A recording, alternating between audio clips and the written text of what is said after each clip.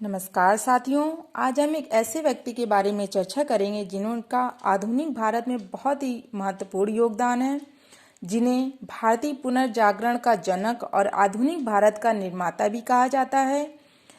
इनका महिलाओं की शिक्षा के प्रति और हिंदू धर्म के प्रति बहुत ही अग्रणी योगदान रहा है।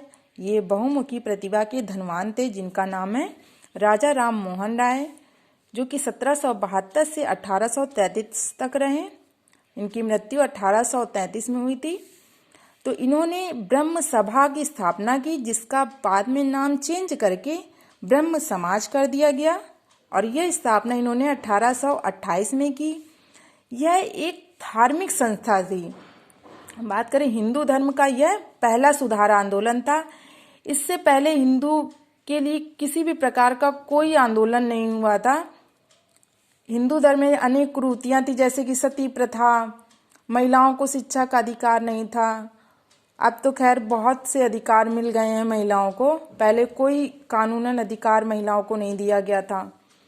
इन्होंने डेविड हेयर और अलेक्जेंडर डफ के साथ मिलकर हिंदू कॉलेज की स्थापना की थी 1817 में कलकत्ता में, और इनकी पुस्तक थी प्रिसेप्ट ऑफ जीसस, जो कि 1820 में लिखी थी। और इनकी अगर भाषा की बात की जाए तो इन लगभग दर्जनों भाषा का इन्हें ज्ञान था। हिंदी, अंग्रेजी, उर्दू, संस्कृत, ग्रीक, लैटिन। इसलिए इन्हें पत्रकारिता के क्षेत्र में भी इन्हें पत्रकारिता का जनक भी इन्हें कहा जाता है। और इन्होंने 1814 में आत्मीय सभा की स्थापना की थी, और 1818 में सती विरोधी अभियान भी इन्होंने किया था। 1825 में इन्होंने वेदांत कॉलेज की स्थापना की थी। जैसे अभी हमने आपको बताया कि इन्हें पत्रकारिता का जनक भी कहा जाता है। 1809 एकेश्वरवादी को उपहार नामक प्रसिद्ध पुस्तक लिखी थी इन्होंने। ये एकेश्वरवादी पर विश्वास रखते थे, मूर्ति पूजा का विरोध करते थे, और धार्मिक पुस्तकें और अन्य चलचित्रों, अवतारवादी, इन सभी का ये विरोध करते थे। इनका मानना था कि ईश्वर सर्वस्व है, किसी एक मूर्ति में नहीं है।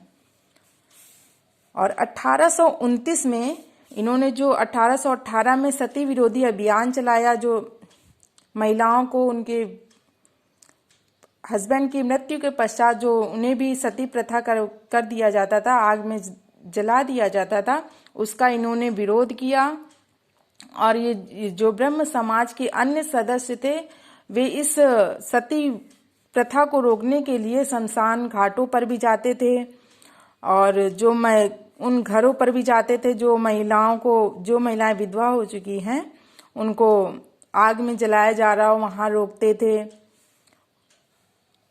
तो इस सती प्रथा का विरोध करते हुए 1829 में लॉर्ड विलियम बेंटिंक ने सती प्रथा कानून लाया। तो ये भी एग्जाम में पूछा जाता है कि सती प्रथा कानून कब आया, तो 1829 में। किसके द्वारा? तो लॉर्ड विलियम बेंटिंक के द्वारा।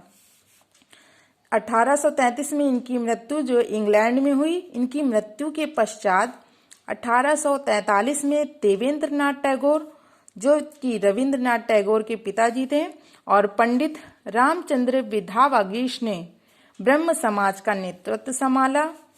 1839 में देवेंद्रनाथ टैगोर ने जोरासांकी, जो कि कलकत्ता में स्थित है, वहां पर उन्होंने तत्वबोधिनी या रंजनी सभा, दोनों एक ही नाम है, का गठन किया, और मासिक पत्रिका तत्वबोधिनी, जो कि अक्षय कुमार दत्त के द्वारा प्रकाशित की गई। ये भी ब्रह्म समाज से संबंधित व्यक्ति थे।